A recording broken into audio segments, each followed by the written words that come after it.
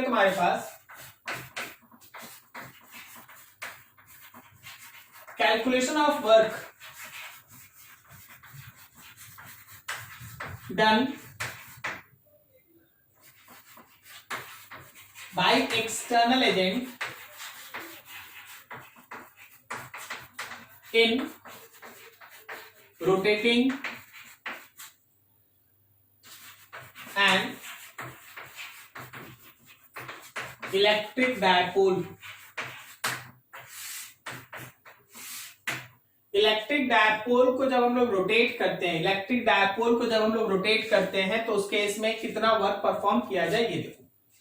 मान लो जैसे किसी इंस्टेंट पे ये रहा तुम्हारे इलेक्ट्रिक फील्ड का डायरेक्शन और ये रहा हमारे डायपोल मोमेंट का डायरेक्शन और उनके बीच का एंगल है थीटा। एंड दिस इंस्टेंट, इस इंस्टेंट पे क्या हम लोग टॉर्क को लिख सकते हैं पीई साइन थीटा? क्या हम लोग टॉर्क को लिख सकते हैं पीई साइन थीटा? करेक्ट है। अब देखो ये जो टॉर्क है वो थीटा का फंक्शन है, तो अगर हमको इस टॉर्क का रोटेशनल मैकेनिक्स को ध्यान में रख के वर्क निकालना पड़ेगा तो टॉर्क इनटू, जैसे होता है लीनियर केस में फोर्स इनटू डिस्प्लेसमेंट, उसी तरह रोटेशनल केस या एंगुलर फॉर्म में टॉर्क इनटू डी थीटा लेके हम लोग को इंटीग्रेट करना पड़ता है। सो यहां पे चलो ऐसे, let d theta is small angular displacement. मान लीजिए डी थीटा एक स्मॉल एंगुलर डिस्प्लेसमेंट है, तो क्या हम लोग स्मॉल वर्क को टॉर्क डॉट डी थीटा लिख दें? जैसे होता है एफ डॉट डी एक्स, उसी तरह एंगुलर फॉर्म में होता है टॉर्क डॉट डी थीटा। अब अगर आप टोटल वर्क निकालना चाहते हैं then you have to go through integration torque dot d theta. अभी जरा बात करो, then that W will be equals to torque के लिए PE साइन थीटा साथ में d theta. So your W will be equals to PE बाहर integration of sine theta dot d theta. ये इंटीग्रेशन का जो लिमिट है ना वो इस बात पे डिपेंड करता है कि आप किसी डायपोल को किस इनिशियल एंगल, एंगल मतलब P और E के बीच का एंगल, किस इनिशियल PE के बीच के एंगल से किस फाइनल एंगल तक आप घुमाते हैं। तो एकदम सिंपल सा लिमिट रखो, theta initial to theta final. तो आपके वर्क का वैल्यू हो गया PE, साइन का इंटीग्रेशन बोलो, कॉस की माइनस कॉस,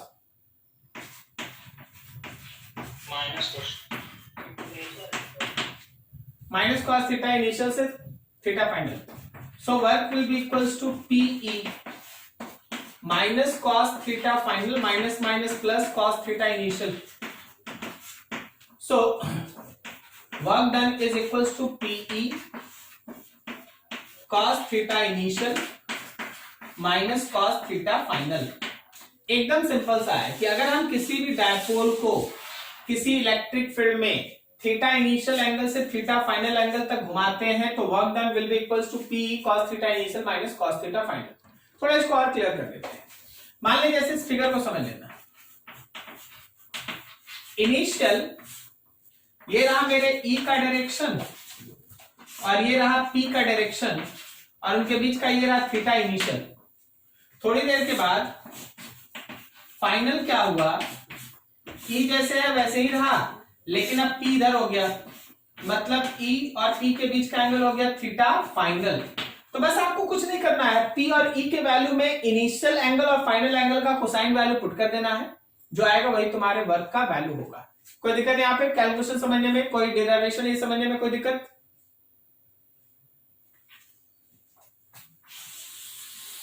एक एग्जांपल देख लो और ये क्लियर होगा। If any dipole have dipole moment P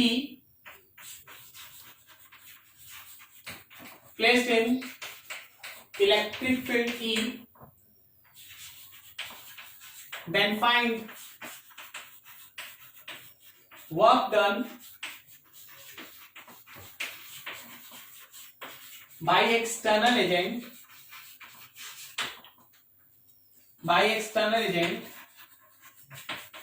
in rotating this dipole from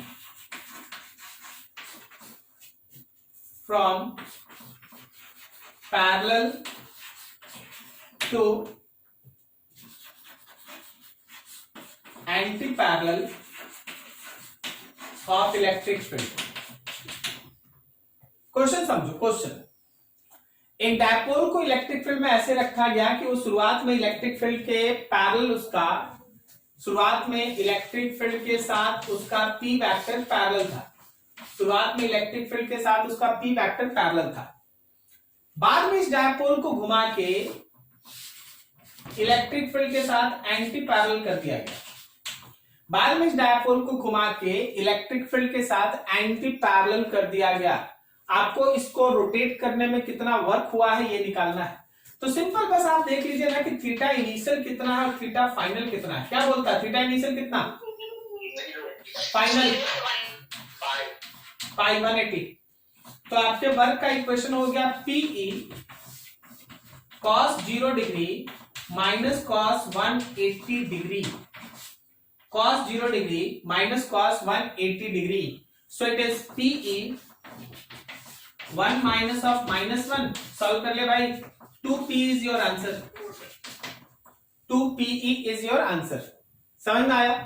तो जब कभी भी आप किसी भी इलेक्ट्रिक डायपोल को इलेक्ट्रिक फील्ड के अंदर किसी इनिशियल एंगल से फाइनल एंगल तक रोटेट करेंगे तो उसको घुमाने में आपका जो किया गया वर्क है, that work will be written as PE cos theta initial minus cos theta final.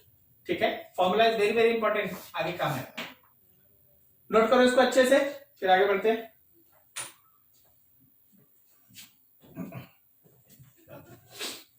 Next है potential energy.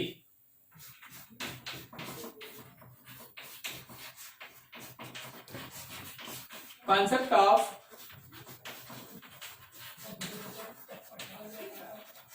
Potential energy of dipole. किसी भी डायपोल के पोटेंशियल एनर्जी के बारे में देखो, हमेशा एक चीज ध्यान रखना कि जो भी work done by external agent होता है ना, वो चेंज इन पोटेंशियल एनर्जी के बराबर होता है। चेंज इन पोटेंशियल एनर्जी मतलब आप अगर एक्सटर्नल एजेंट का वर्क लिखेंगे तो पोटेंशियल एनर्जी को हम U लिख देते हैं। फाइनल पोटेंशियल एनर्जी में से इनिशियल पोटेंशियल एनर्जी को माइनस करना होता है। ये हम लोग बहुत पहले से पढ़ के रखे कि work done by external agent is equals to change in potential energy.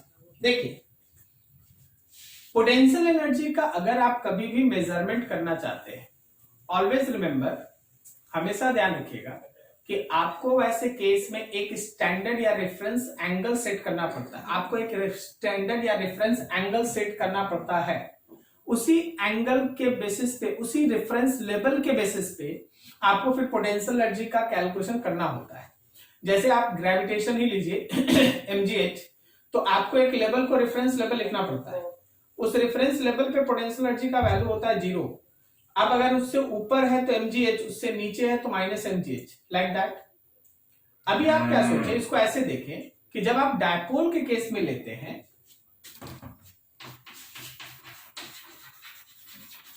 In case of dipole, जब आप डायपोल के केस में लेते हैं, reference level is E perpendicular to P। मतलब जिस समय डायपोल मोमेंट खुद E के ऊपर परपेंडिकुलर होगा, जिस समय डायपोल मोमेंट खुद E के ऊपर परपेंडिकुलर होगा, वही है उसका रेफरेंस लेवल। इसका मतलब ये है कि अगर इलेक्ट्रिक फील्ड के ऊपर डायपोल मोमेंट परपेंडिकुलर है, जहां पे आपका थीटा होता है 90, इसी को आप लेते हैं रेफरेंस लेवल, और इस रेफरेंस लेवल के ऊपर उसका पोटेंशियल एनर्जी हमेशा कितना होगा, 0। कभी भी अगर आप पोटेंशियल एनर्जी का मेजरमेंट करना चाहते हैं, ऑलवेज रिमेंबर कि आपको एक रेफरेंस लेवल सेट करना पड़ता है, और जो भी आप रेफरेंस लेवल सेट कीजिएगा वहां उसका खुद का पोटेंशियल एनर्जी कितना रहेगा, 0। डायपोल के केस में रेफरेंस लेवल कौन है, जब हमारा P वेक्टर इलेक्ट्रिक फील्ड के ऊपर 90 हो जाए, वही है उसका रेफरेंस लेवल। मीन्स उस समय उसका जो पर्टिकुलर पोटेंशियल एनर्जी होगा that is taken to be zero. उस समय उसका पोटेंशियल एनर्जी कितना लेके चलना है? जीरो। क्या आपको ये लाइन समझ में आया? अब यहां से आगे बढ़ो। मान लेते हैं ऐसा, समझना यहां पे ध्यान से, let theta initial is 90, theta final is any theta. तो थीटा इनिशियल 90 है तो इनिशियल पोटेंशियल एनर्जी जीरो और final potential energy you. Theta initial 90 है तो इनिशियल पोटेंशियल एनर्जी जीरो है, थीटा फाइनल कोई थीटा है तो फाइनल पोटेंशियल एनर्जी यू हम लोग निकाल रहे हैं। हम लोग अभी देख चुके हैं कि work is equals to change in potential energy, therefore change in potential energy is equals to work, potential energy final minus initial is PE cos theta initial minus cos theta final. चलो data put करो। Final potential energy की जगह U लिखें, initial के लिए जगह zero, PE cos theta initial की जगह 90 लिखें और थीटा फाइनल की जगह थीटा लिखिए। सॉल्व किए, u is equals to PE cos 90 minus cos theta. So overall that your potential energy is equals to minus PE cos theta. Overall your potential energy is minus PE cos theta. Minus PE cos theta. अब देखो ये potential energy का equation है minus PE cos theta, but in vector form जब आप इसको बदलिएगा, जब आप इसको वेक्टर फॉर्म में बदलिएगा तो क्या ये P वेक्टर कैसे होगा? हाँ एक मिनट, P और E के बीच का डॉट प्रोडक्ट समझ गया? एक सेकंड पहले बोल देता है, थोड़ा वेट तो कर। It is a dot product between P vector and E vector. P और E के बीच का dot product, this is potential energy. अभी देखो जो बच्चा डाउट पूछा है ना, उसके जगह पे आपको दो लाइन हम कुछ अलग से सिखाना चाहते हैं, उसको देख लीजिए, आप समझिए। याद रखिएगा स्केलर दो तरह का, एक स्केलर जो किसी वेक्टर का मैग्नीट्यूड होता है और एक स्केलर जो डॉट प्रोडक्ट होता है। जो स्केलर का मैग्नीट्यूड होता है वो होता है हमेशा ऑलवेज पॉजिटिव, लेकिन जो डॉट प्रोडक्ट होता है वो पॉजिटिव भी होता है, निगेटिव भी होता है और जीरो भी होता है। क्या आप लाइन समझे? तो आप जैसे रुकिए, देखिए ये स्केलर है लेकिन ये निगेटिव है, हो सकता है ये डॉट प्रोडक्ट है यार। वर्क भी एक स्केलर है, एनर्जी भी एक स्केलर है और स्पीड भी एक स्केलर है, डिस्टेंस भी एक स्केलर है, लेकिन स्पीड और डिस्टेंस हमेशा प्लस होगा। क्या सही है? लेकिन वर्क और एनर्जी, वर्क और potential energy can be positive, can be negative, even zero also, क्योंकि जो वर्क है या एनर्जी है वो डॉट प्रोडक्ट है। फोर्स और डिस्प्लेसमेंट के बीच का डॉट प्रोडक्ट वर्क, सही है? तो जो डॉट प्रोडक्ट वाला स्केलर सब होता है वो प्लस माइनस जीरो कुछ भी होता है, लेकिन जो वेक्टर के मैग्नीट्यूड वाला स्केलर्स होता है वो केवल प्लस होता है। क्या आप समझ पा रहे हैं? ठीक है, तो यहां कोई भी ऐसा दूसरा दुनिया का बात नहीं, बहुत सिंपल सा चीज है। अब चलिए इसमें थोड़ा सा और आगे बढ़ते हैं।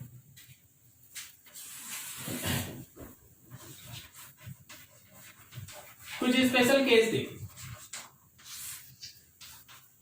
अगर कभी ऐसा हो कि हमारा P वेक्टर और E वेक्टर दोनों एक तरफ हो, थीटा हो 0 डिग्री, तो थीटा अगर 0 होगा तो क्या मेरे पोटेंशियल एनर्जी का वैल्यू माइनस P होगा?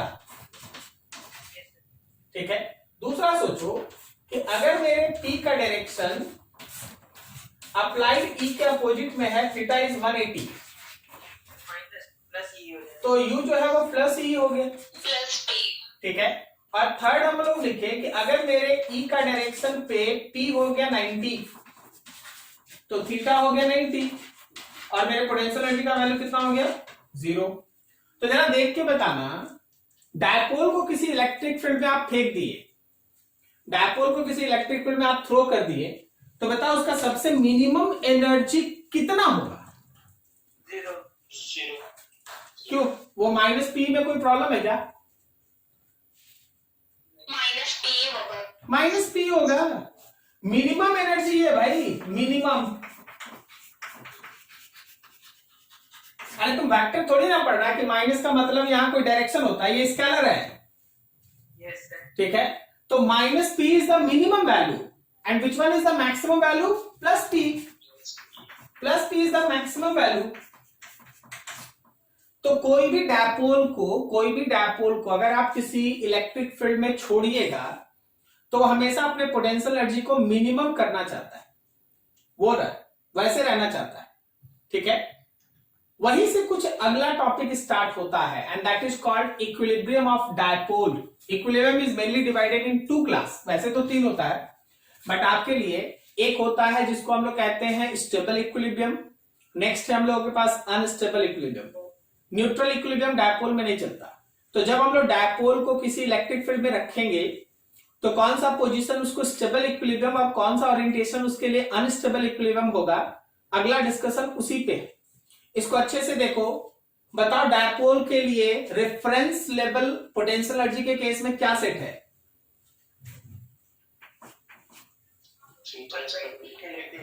जब उसका P E पे कितना हो जाए?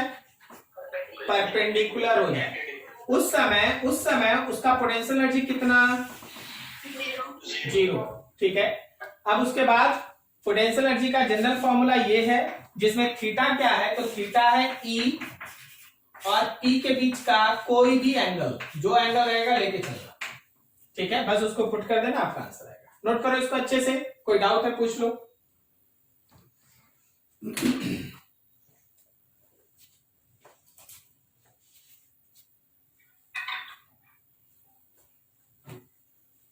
थोड़ा सा खुद से अपने से बात करो, एक एक लाइन समझो उसको, थोड़ा सा अपने से बात किया जाता कि हाँ ये क्या लिखा है, इसका मतलब क्या है, ऐसे करके अपने से डिस्कस किया जाता खुद से। ऐसा नहीं स्क्रीनशॉट ले लिए फिर बैठे हुए आराम से। लिख लेते हैं स्क्रीन। अरे तू ना लिख लेता हूँ मंग बाबू, सबको नहीं लिख पाता यार।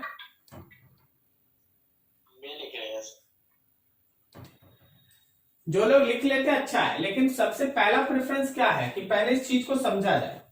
अगर आप दोबारा भी इसको लिखते हैं तो this is well and good, क्योंकि दोबारा जब आप लिखते हैं तो बहुत सारा चीज वापस दिमाग में आ रहा होता है। ठीक है, लेकिन अगर मान लो अभी भी लिख लेता तो दिस इज ऑल्सो गुड, ऐसा कुछ है नहीं, लेकिन आप समझने पे ध्यान दीजिएगा, एक एक लाइन समझिएगा।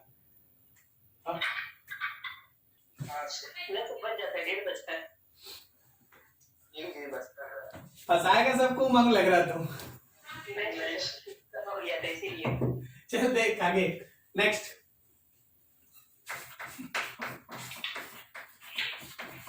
concept of equilibrium of dipole. हम डायपोल के इक्विलिब्रियम के बारे में डिस्कस करें। बेसिकली जो वर्ड इक्विलिब्रियम आता है ना, इक्विलिब्रियम के लिए नेसेसरी कंडीशन है कि नेट फोर्स 0 हो और टॉर्क नेट भी 0। नेट फोर्स भी 0 होना चाहिए, टॉर्क नेट भी 0 होना चाहिए। ठीक है, तभी कोई भी पर्टिकुलर सिस्टम, डायपोल या कोई दूसरा भी सिस्टम, अगर आपसे इक्विलिब्रियम वर्ड पूछा जाए ना, इक्विलिब्रियम, तो याद रखना कि फोर्स भी 0 होना चाहिए, टॉर्क भी 0 होना चाहिए। अगर फोर्स और टॉर्क दोनों ही 0 है तभी कोई सिस्टम इक्विलिब्रियम में है। हम वर्ड बोले सिस्टम, आप केवल डायपोल पे इसको मत लगाइए, आपको जहां लगाना लगे। ठीक है, अगर कोई इक्विलिब्रियम है, कोई सिस्टम इक्विलिब्रियम में, कोई बॉडी इक्विलिब्रियम में है, कोई डायपोल इक्विलिब्रियम में है, कोई रॉड इक्विलिब्रियम में है, कोई बॉडी, कोई सिस्टम इक्विलिब्रियम में है, फोर्स भी 0 होगा, टॉर्क भी 0 होगा, तभी वो इक्विलिब्रियम है। अब इक्विलिब्रियम का जब आप टाइप डिसाइड करते हैं तो टाइप डिसाइड करने में अगर उसका पोटेंशियल एनर्जी मिनिमम है, ये तो होगा ही, ये हो तो स्टेबल इक्विलिब्रियम, स्टेबल इक्विलिब्रियम। और अगर उसका पोटेंशियल एनर्जी मैक्सिमम है तो ये तो होगा ही, अगर पोटेंशियल एनर्जी मैक्सिमम है तो unstable equilibrium, unstable equilibrium. Clear? Third भी हम लिख दें, डायपोल में काम नहीं आता लेकिन हम लिख देते हैं। अगर आपका पोटेंशियल एनर्जी कांस्टेंट है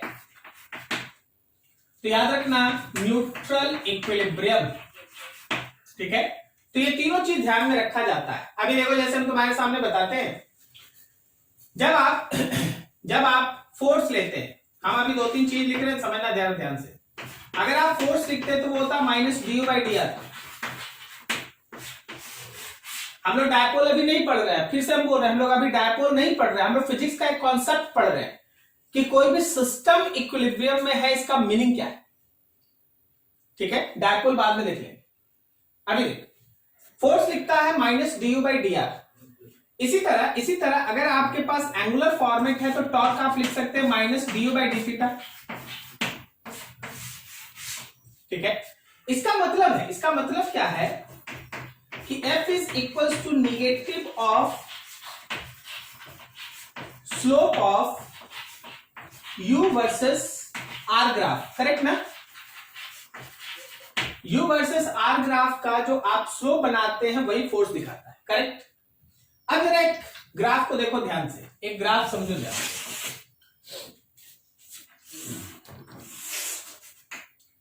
मान लो तुम्हारे पास U और R का एक ग्राफ बनाए and the graphical representation is like that. सही है, बता जरा इस केस में ये ग्राफ देख के, जहां तक तुमको ये ग्राफ दिख रहा है, बॉडी कितने बार इक्विलिब्रियम में आया? 3 बार आया, 3 बार इक्विलिब्रियम में आया, ठीक है ना।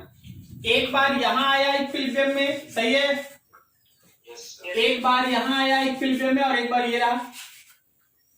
इस पॉइंट पे ये एक इक्विलिब्रियम पॉइंट है, इस पॉइंट पे बताओ जरा सोच के, स्टेबल अनस्टेबल कैसा इक्विलिब्रियम? ये पॉइंट है स्टेबल इक्विलिब्रियम का। कारण बताओ, क्योंकि U है मिनिमम और फोर्स कितना है? 0। अरे भाई स्लोप 0 है तो फोर्स 0 है।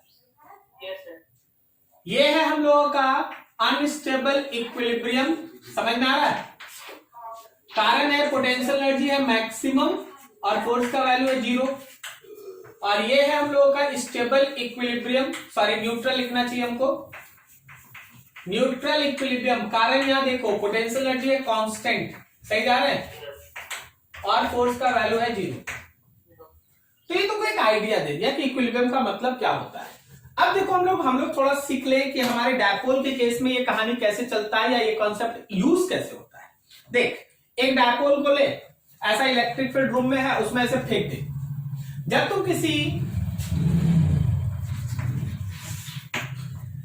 तुम इस तरह के सिस्टम में, मान लो ये एक इलेक्ट्रिक फील्ड, सपोज ये एक इलेक्ट्रिक फील्ड, इस इलेक्ट्रिक फील्ड में हम 3 डायपोल का ओरिएंटेशन दिखाते हैं।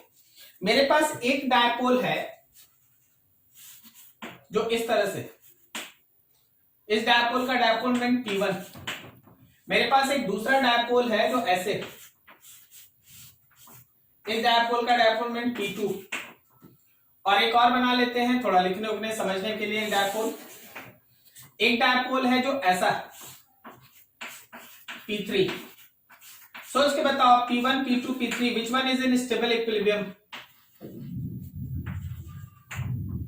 P1, P2, P3, which one is in stable equilibrium? P2 sir. Stable equilibrium 1 है। कारण देख, थीटा का वैल्यू है 0 डिग्री,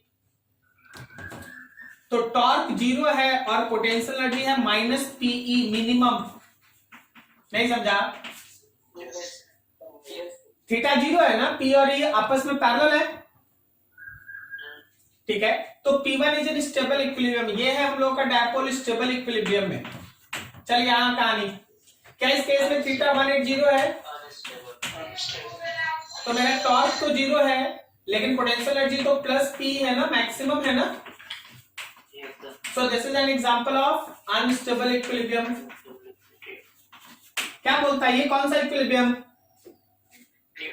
हाँ, तीसरा बच गया तो वही होगा। अरे यार वो इक्विलिब्रियम में ही नहीं है, इक्विलिब्रियम नहीं है सर। Yes sir. यहाँ पे थीटा है तेरा 90, तो पोटेंशियल एनर्जी 0 है, और टॉर्क यहाँ 0 थोड़ी ना है, टॉर्क तो मैक्सिमम है। सो नॉट इन इक्विलिब्रियम, ये इक्विलिब्रियम में नहीं है। तुमसे अगर हम बोल दें कि कौन सा डायपोल इक्विलिब्रियम में नहीं है, then P3 is your answer. कौन सा डायपोल स्टेबल इक्विलिब्रियम में है, then P1 is your answer. कौन सा डायपोल अनस्टेबल है, P2 इज योर आंसर। ठीक है सर, एक और नया बना दीजिए कुछ अलग सा। मान लें हम तुम्हारे सामने बोले, देख भाई ये है एक डायपोल और इसका जो डायपोल मोमेंट है that makes an angle 60 with the E field. चलो जी इसका टॉर्क निकालो, then your torque is PE sin 60, correct. चलो जी इसका पोटेंशियल एनर्जी निकालो, potential energy is -P cos 60। क्या आपको समझ में आ रहा है सर? ठीक है, तो P1, P2, P3, P4 हर किसी का अपना एक रोल है, जैसा ओरिएंटेशन वैसा। अब आपसे एक चीज पूछते, सोच के बोलिए। मान लीजिए हम ऐसे सब डायपोल को थोड़ा सा डिस्टर्ब कर दे, थोड़ा सा ऐसे हिला के छोड़ दे, तो कौन है जैसा अभी दिख रहा है वैसे ही फिर से दिखेगा? क्यों P1 वैसे ही दिखेगा जैसे अभी है? बिल्कुल सही। अगर हम सबको थोड़ा सा हिला के छोड़ दे सबको, तो P1 जैसा दिख रहा वैसे ही थोड़ी देर में दिखेगा, क्योंकि ये स्टेबल इक्विलिब्रियम है, ये फिर से वैसे ही पहुंच जाएगा जैसे अभी है। क्या ठीक बोल रहे हैं? अच्छा, बाकी सबका क्या होगा? P2 का क्या होगा? घूम जाएगा, पूरा घूम जाएगा और ऐसे ही होना चाहेगा। सब का सब P1 तो जैसे है वैसे होगा, P2, P3, P4 सब का सब वैसे ही होना चाहेगा जैसे P1 है, क्योंकि P1 is a stable equilibrium. क्या आप समझ पा रहे हैं? अच्छा, अब अगर हम तुमसे एक चीज पूछ दे यहां पर कि देख भाई किसको थोड़ा सा डिस्प्लेस करके, अभी देख जैसे फिगर दिख रहा है, किसको हम थोड़ा सा डिस्प्लेस करके छोड़े तो it shows SHM, which is your answer? last one is at theta 60 degree. This can show SHM.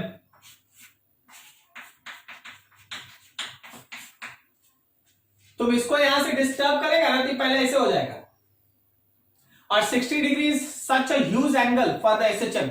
क्या समझा? हाँ, अरे डिग्री छोड़ो ना, 60 डिग्री का भी बात है तो बहुत बड़ा एंगल है SHM के लिए। Yes sir. आपको जो यहां दिख रहा है ना, बस इसको क्या कीजिए, हल्का सा डिस्प्लेस करके छोड़ दीजिए, it shows SHM in this way. क्या आपको दिख रहा है मेरा हाथ का मूवमेंट? Yes sir. ठीक है, it shows SHM in this way. अगर तुम इसको हिलाया तो पूरा घूम जाएगा। अगर 60 डिग्री पे घुमाया तो हम नहीं बोल रहे कि 60 डिग्री से नहीं हो, 60 डिग्री तक घुमा के छोड़ा तो 60 डिग्री नीचे जाएगा, 60 डिग्री ऊपर जाएगा, फिर 60 डिग्री नीचे जाएगा, 60 डिग्री ऊपर जाएगा। That is periodic but not SHM। क्या समझ रहा है? Yes sir. तो क्या अगला टॉपिक यहां स्टार्ट कर दे, SHM? Yes sir. ठीक है, concept of SHM shown by dipole. कोई भी एक इलेक्ट्रिक फील्ड है, उसको अगर इलेक्ट्रिक फील्ड में अगर हम किसी डायपोल को छोड़ दें तो वो एक SHM शो करता है। कैसे आता है ये देखो। मान लो हम लोगों के पास ये एक यूनिफॉर्म इलेक्ट्रिक फील्ड, इस यूनिफॉर्म इलेक्ट्रिक फील्ड में अगर हम लोग किसी एक डायपोल को छोड़ें तो ये डायपोल का डायपोल मोमेंट P, ये डायपोल ऑलरेडी स्टेबल इक्विलिब्रियम में है। This dipole is in stable equilibrium. ये डायपोल तुम्हारा स्टेबल इक्विलिब्रियम में है। इसी स्टेबल इक्विलिब्रियम का जो पोजीशन है वो मीन पोजीशन की तरह सर्व करता है। दिस विल एक्ट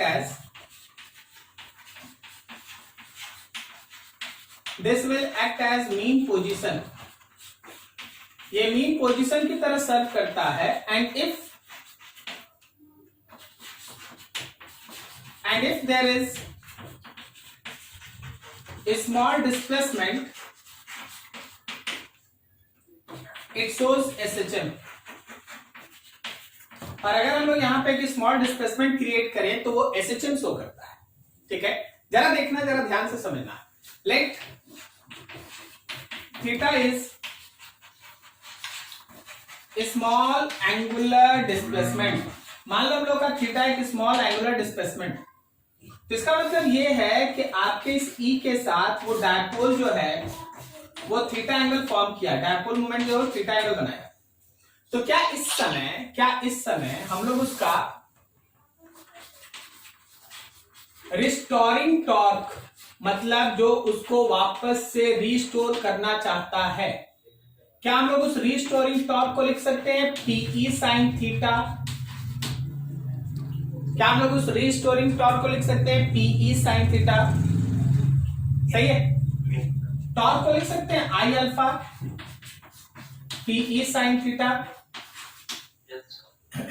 तो alpha is written as PE by I किसको स्टैंड करता है यहां? Moment of inertia. I is equals to, sorry, alpha is equals to P by I sin theta. Now, theta is very small. तुम्हारा theta काफी छोटा है, तो जो आपका साइन थीटा है वो अप्रोक्सीमेटली थीटा है, ठीक है। तो आप अल्फा लिखते हैं Pe बाई आई थीटा। चलो ये डायरेक्शन देख लो, जब आप इसका एंगुलर डिस्प्लेसमेंट दिए एंटी क्लॉकवाइज, तो क्या ये वापस आना चाहता है क्लॉकवाइज? छोड़ दिएगा, वापस आएगा ना। सो डायरेक्शन में यहां लग गया एक minus sign. Now see this, can be say that this is the equation of SHM, ठीक है। क्या ये इक्वेशन एसएचएम का है? Alpha is equal to P by I minus theta. अच्छा, अगर ये एसएचएम का इक्वेशन है तो टाइम पीरियड का फॉर्मूला बोलो। 2 pi root theta by alpha. सही, time period is equals to 2 pi under root displacement by acceleration theta by alpha. तो जब हम लोग इसको सॉल्व करेंगे, क्या ये 2 pi under root I by PE हो जाएगा? Yes, sir. सब कुछ रूट के अंदर।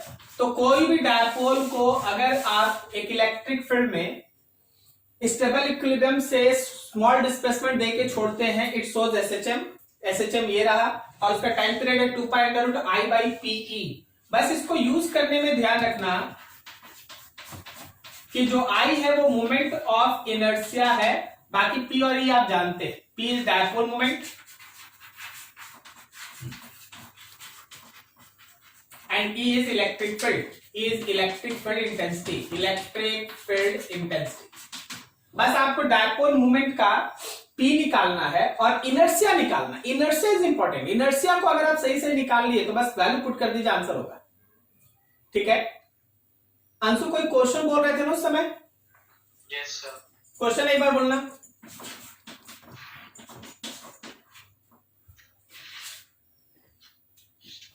Two particles carrying charge minus q and plus q and having equal masses m each are fixed at the end of a light rod of length a to form a dipole. The rod is clamped at an end and is placed in a uniform electric field E with the axis of the dipole along the electric field. The rod is slightly tilted and then released. Neglecting gravity, find the time period of the small oscillation. बिल्कुल सही। तो जरा गौर करो, एक light rod है, rod को light इसलिए लिख दिया गया है कि आप रॉड के इनर्शिया के बारे में ना सोचें, ठीक है ना। रॉड को हल्का इसलिए लिख दिया गया है कि आप रॉड के मोमेंट ऑफ इनर्शिया के बारे में चिंतित ना हो, ओके। अब बोला गया कि देखो उस रॉड के एक एंड पे माइनस क्यू और एक एंड पे प्लस क्यू है, दोनों का मास सेम है। आप उसको ऐसे रखे हैं कि उसका जो डायपोल मोमेंट है वो पी के साथ ई के साथ पैरेलल है, लाइक दैट। बोला गया कि अगर इस रॉड को हल्का सा डिस्प्लेस करके छोड़ दे, इट शोज एसएचएम, उसी का टाइम पीरियड निकाल दे। क्या क्वेश्चन समझ में आया? Yes, sir. तो भाई देखिए, घूमेगा ना, यहाँ सेंटर के अबाउट में घूमेगा, ऊपर नीचे करेगा ना, इधर जाएगा ऊपर तक, फिर आएगा नीचे तक, फिर जाएगा ऊपर तक, फिर आएगा नीचे तक, यही तक ना। Yes, sir. इसका मतलब ये सेंटर के अबाउट में घूम रहा है, सेंटर के अबाउट में घूम रहा है। और अगर ये सेंटर के अबाउट में घूम रहा है तो देख, सबसे पहला काम इनर्शिया लिख। इनर्शिया लिखेंगे पार्टिकल 1 का, इनर्शिया लिखेंगे पार्टिकल 2 का, और अगर जरूरत पड़ता तो इनर्शिया लिखते रॉड का। लेकिन हमको रॉड के इनर्शिया का भी जरूरत नहीं है। क्यों रॉड के इनर्शिया का जरूरत नहीं है? लाइट है। अच्छा, अगर रॉड को भी मास दे देते तो अभी कितना लिखते? ml square by 12। सेंटर के अबाउट में घूम रहा है। अरे यार सेंटर के अबाउट में घूम रहा है तो ml स्क्वायर बाई 12 में लिखेगा। अब देख, एक पार्टिकल का यहां से डिस्टेंस देखो, क्या पार्टिकल का यहां से डिस्टेंस l बाई 2 का स्क्वायर हुआ? दूसरे पार्टिकल के लिए डिस्टेंस l बाई 2 हुआ और रॉड के लिए 0, इनर्शिया आ गया। डायपोल मोमेंट लिखो, q इंटू एल लिख दें, q इंटू एल लिख दें। तो आपके टाइम पीरियड में बस सबको उठाकर पुट कर दीजिए आंसर, इनर्शिया बाई p, सबको पुट करके सॉल्व कर दिया आंसर। क्लियर? Yes sir. तो यही टॉपिक अभी आप पढ़े हैं, ध्यान से देख लीजिए, कोई डाउट है बात करेंगे। इसके हम लोग वर्क के बारे में सीखे, फिर वर्क के बाद हम लोग पोटेंशियल एनर्जी के बारे में सीखे। पोटेंशियल एनर्जी और वर्क को मिला दिए तो हम लोग आगे है ना इक्विलिब्रियम के बारे में सीखे। इक्विलिब्रियम डिस्कस हो गया तो उसके बाद हम लोग एसएचएम गए, सही है। अब इसके बाद हम लोग दो और इसमें फाइनल टॉपिक इसमें डिस्कस कर रहे, खत्म हो जाएगा कि आखिर किसी डायपोल को यूनिफॉर्म इलेक्ट्रिक फील्ड में छोड़ा जाए और किसी डायपोल को नॉन यूनिफॉर्म इलेक्ट्रिक फील्ड में छोड़ा जाए तो वो कैसे बिहेव करता है, ठीक है, इसके बारे में देखना है। कहीं किसी को डाउट नहीं है, देख लो अच्छे से, सब समझ में आया है? ठीक, आगे है motion of electric dipole in uniform electric field and motion of electric dipole in non uniform electric field.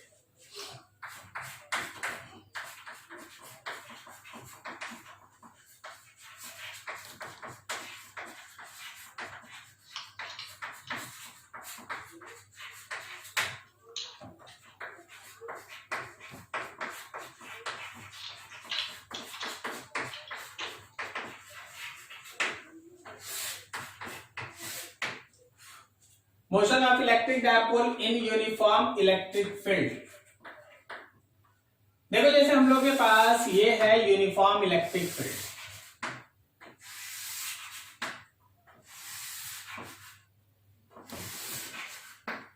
आप इस यूनिफॉर्म इलेक्ट्रिक फील्ड में एक इलेक्ट्रिक डायपोल को रख दिए, यहां है उसका माइनस क्यू चार्ज और यहां है उसका प्लस क्यू चार्ज। तो जैसा कि मान लो हमारे पास ये यूनिफॉर्म इलेक्ट्रिक फील्ड E है, तो आपको भी पता है कि इस पॉजिटिव चार्ज पे राइट की तरफ एक फोर्स लगेगा, फोर्स का वैल्यू होगा QE। इस नेगेटिव चार्ज पे लेफ्ट की तरफ फोर्स लगेगा और अगेन फोर्स का वैल्यू होगा QE, सही है। बाकी आपके पास है ये रहा इसका dipole moment P which makes an angle theta with E। अब एक एक लाइन को यहां समझते चलिएगा, कुछ अच्छा है। सबसे पहला चीज, अगर हम इस डायपोल पे लगने वाला नेट फोर्स निकालें तो तुम देख रहा है राइट की तरफ लग रहा है QE और लेफ्ट की तरफ भी लग रहा है QE, तो दोनों कैंसिल होगा, क्या ये नेट फोर्स 0 होगा? नेट फोर्स 0, इसका मतलब ये है कि there is no translational motion, उसके अंदर ट्रांसलेशनल मोशन नहीं होगा, उसका लीनियर एक्सेलरेशन 0 है। Acceleration of centre of mass is equals to 0। Centre of mass का एक्सेलरेशन कितना? 0। अब दूसरा देख, ट्रांसलेशनल मोशन नहीं होगा। दूसरा समझना, उसका जो टॉर्क है वो होता है PE sin थीटा, ठीक है।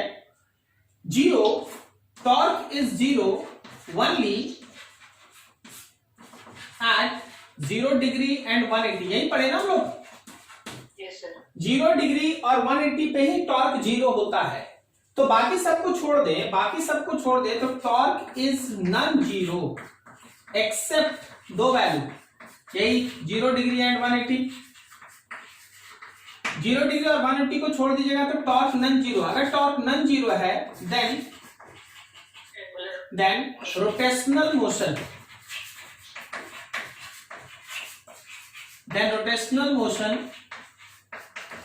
इज पॉसिबल, उसका रोटेशनल मोशन होगा। मतलब देखिए दो लाइन में तुम्हारे पास एक इंपॉर्टेंट सा कंक्लूजन निकला कि अगर किसी डायपोल को हम लोग यूनिफॉर्म इलेक्ट्रिक फील्ड में रख दें, अगर किसी डायपोल को हम लोग यूनिफॉर्म इलेक्ट्रिक फील्ड में रख दें तो उस पर लगने वाला नेट फोर्स हमेशा ही जीरो होगा। नेट फोर्स हमेशा जीरो होगा, must be zero. Torque zero भी हो सकता है और जीरो नहीं भी हो सकता है। इसका मतलब यह है कि यूनिफॉर्म इलेक्ट्रिक फील्ड में अगर किसी डायपोल को आप छोड़िएगा या प्लेस कीजिएगा तो वो कभी भी ट्रांसलेशनल मोशन शो नहीं करेगा, जब भी करेगा रोटेशनल मोशन शो करेगा। क्या समझ में आ रहा है बात? ट्रांसलेशनल मोशन शो नहीं करेगा, जब भी करेगा रोटेशनल मोशन शो करेगा। चलो अब यहां से आगे, क्या मेरा डायपोल इक्विलिब्रियम में आ सकता है? Third, dipole can be in equilibrium. Dipole can be equilibrium for theta equals to 0 degree and 180। क्या सही है? डायपोल इक्विलिब्रियम में आ सकता है लेकिन केवल दो ही एंगल पे आएगा, एक होगा 0 डिग्री और दूसरा क्या होगा 180 डिग्री। क्या आपको समझने में कहीं दिक्कत? ठीक, अगला बताना, dipole can shows SHM. Dipole can shows SHM, तुम्हारा डायपोल एसएचएम शो करेगा, but only for theta equals to 0 degree. जब हम लोगों का थीटा 0 डिग्री होगा वही होगा उसका मीन पोजीशन। क्या सही बोल रहे हैं? और वहां से अगर इसको डिस्प्लेस करके छोड़िएगा इट शोज एसएचएम। ठीक है, तो यूनिफॉर्म इलेक्ट्रिक फील्ड में तुम्हारा इलेक्ट्रिक डायपोल में नेट फोर्स 0 होगा, एक्सीलरेशन ऑफ सेंटर ऑफ मास 0 होगा, टॉर्क 0 हो भी सकता है नहीं भी हो सकता है। तो जब भी ये शो करेगा रोटेशनल मोशन शो करेगा। इस केस में डायपोल इक्विलिब्रियम में हो भी सकता है और नहीं भी हो सकता है। किस पे डिपेंड करेगा? थीटा पे। Angle between P vector and E vector, angle between P vector and E vector वो डिसाइड करेगा कि whether that dipole is in equilibrium और नॉट। ठीक है, if that dipole is in equilibrium, stable equilibrium, it can show SHM. Clear है? Yes sir. चल ठीक, uniform electric field में ये डिस्कशन। अब जरा देखना अगला part, motion of electric dipole in non uniform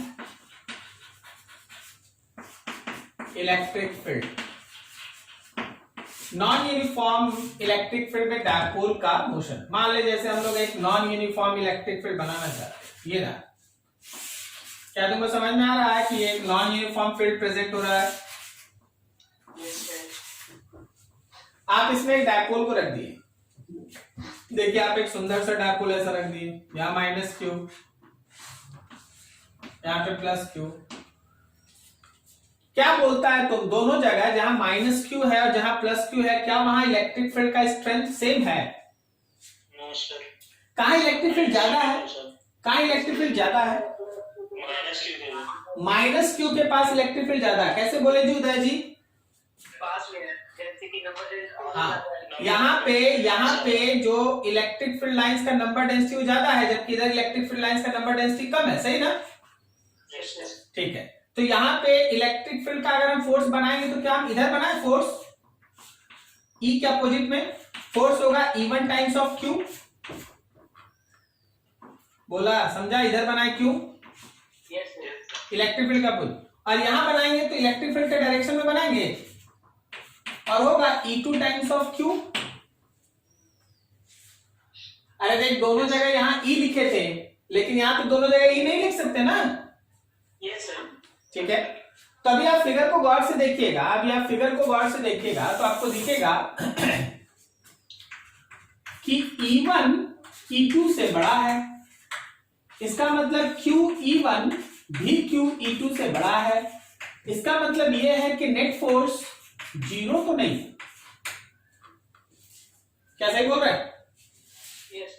net force अगर 0 नहीं है तो इसका कंक्लूजन निकलता है कि देयर इज ट्रांसलेशनल मोशन।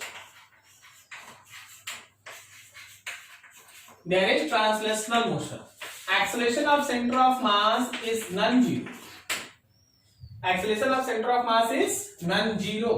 तो जब भी हमारा dipole non uniform electric field में है होगा, हमेशा ध्यान रखना कि नेट फोर्स उस पर लगने वाला नॉन जीरो होगा, तो एक्सेलरेशन ऑफ सेंटर ऑफ मास भी नॉन जीरो होगा, एक्सेलरेशन ऑफ सेंटर ऑफ मास भी नॉन जीरो होगा। क्या ये समझ पा रहे हैं आप? Yes sir. हाँ, अब आगे देखते हैं। ये पहला पॉइंट में रख लो आप। दूसरा में बताओ, क्या इस केस में टॉर्क का वैल्यू जीरो हो सकता है? नहीं सर। क्यों नहीं हो सकता?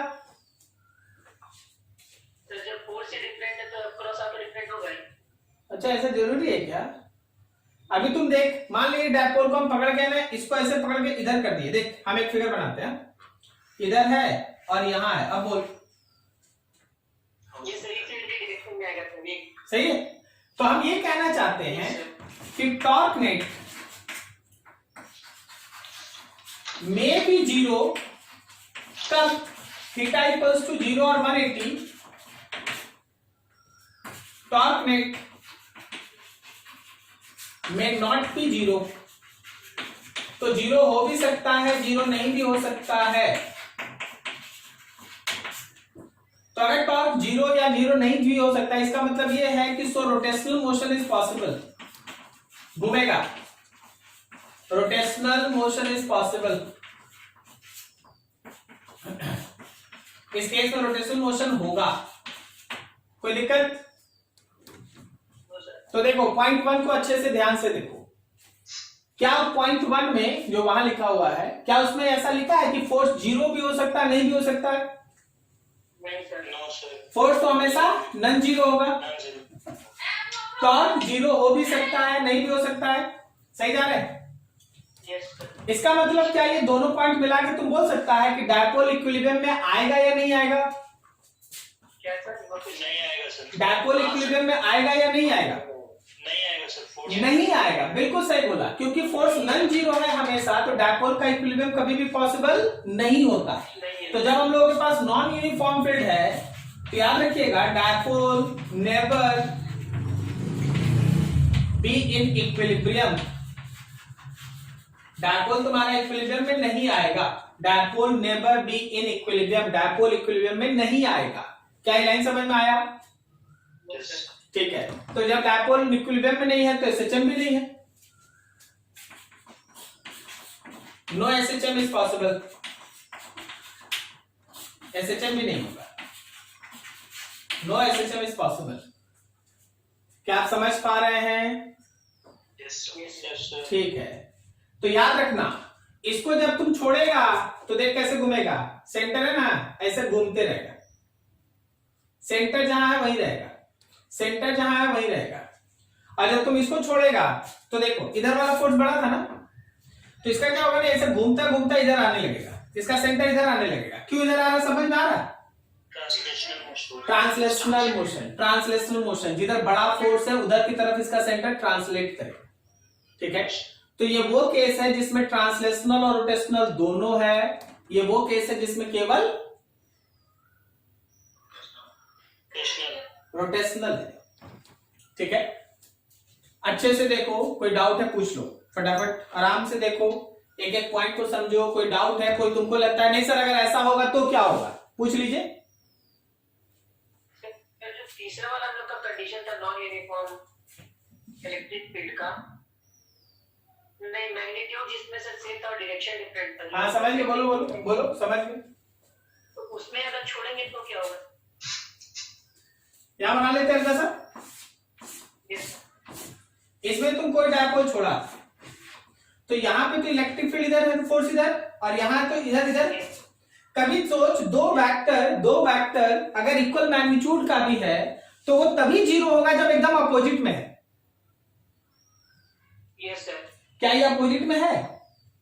नहीं सर। तो नहीं होगा। समझ में आया ना? Yes sir. और कुछ?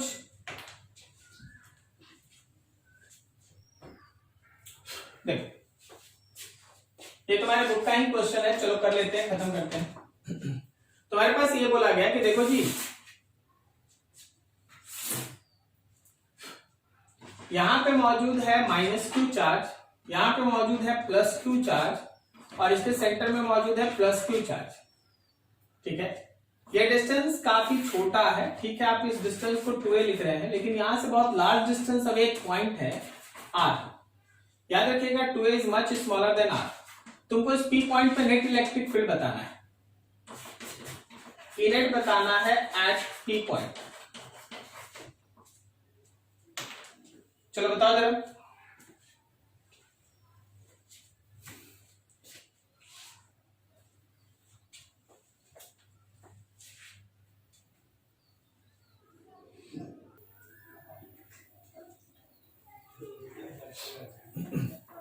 क्या बोला? एक बोला माइनस आई कैप और एक क्या बोला? जे कैप। हाँ लगभग ठीक है। जे कैप वाला किसके कारण आया? प्लस क्यू के। हाँ, और माइनस आई कैप वाला? डाइपोल के कारण। बिल्कुल सही। देखो जी सबको ध्यान से, इस पॉइंट पे जो इलेक्ट्रिक फील्ड है वो दो कारण से। आप थोड़ी देर के लिए इसको भूल जाइए। अब देखिए -q और +q आपको दिख रहा है, तो ये एक डायपोल हो गया। डायपोल के इक्वेटोरियल लाइन पे जो भी डायपोल मूवमेंट का डायरेक्शन होता है उसके अपोजिट में इलेक्ट्रिक फील्ड, ये डायपोल का। और अब आइए इस +q के पास, तो +q के कारण, +q है पॉजिटिव है तो इसके कारण ऊपर आएगा, ये पॉइंट चार्ज की वजह से। मतलब आप उस पॉइंट पे अगर डायपोल की वजह से फील्ड लिखे हैं तो डायपोल की वजह से हो गया हम लोग का Kp divided by r³ and direction is -i cap, equatorial वाला फॉर्मूला। और अगर आप पॉइंट चार्ज की वजह से लिखे हैं then your answer is kq divided by r² and j cap. So आप अगर उस पॉइंट पे नेट इलेक्ट्रिक फील्ड लिखते हैं, आप अगर उस पॉइंट पे नेट इलेक्ट्रिक फील्ड लिखते हैं देन इट इज डायपोल का फील्ड और पॉइंट चार्ज के फील्ड का वेक्टर सम। वेक्टर सम करो, तुम्हारे पास आ गया, दोनों एक दूसरे पे परपेंडिकुलर है ना। चल लिख देते एक बार, Kp by r³ -i cap and kq by r² j cap. Vector addition निकाल दो, जो आए वही आंसर। यही है तुम्हारा नेट पॉइंट पे, वहां पे net electric field intensity somewhere in this ये डायरेक्शन। सही है, ठीक। चलो देखो ये सेक्शन, बोलो। सर जो छोटा वाला जो चार्ज, मतलब जो सेंटर पे जो चार्ज और बगल में जो चार्ज, उसके बीच में भी डायपोल एग्जिस्ट कर सकता है? नहीं, इधर वाला ये -q एक ही सिस्टम को आप बार बार रिपीट नहीं करेंगे। अच्छा आप देखिए, ई प्लस और इस माइनस को ले लीजिए, तो क्या आपका कोई सिस्टमैटिक वे से ये एक्सियल या इक्वेटोरियल आ रहा है? नहीं सर। चीज को जो बनाना, आपका नेट इलेक्ट्रिक फील्ड वही आएगा, तो जो बनाने का सिस्टमैटिक वे है वो अगर दिख रहा है तो वैसे बनाएंगे ना। ठीक है ना। अगर आप इन दोनों को लेते हैं डायपोल की तरह तो इक्वेटोरियल पे आ जाता, फिर आसानी से पॉइंट चार्ज का भी लिख देते हैं, तो वैसे बनाएंगे, जैसे बन रहा वैसे बनाएंगे। क्लियर है?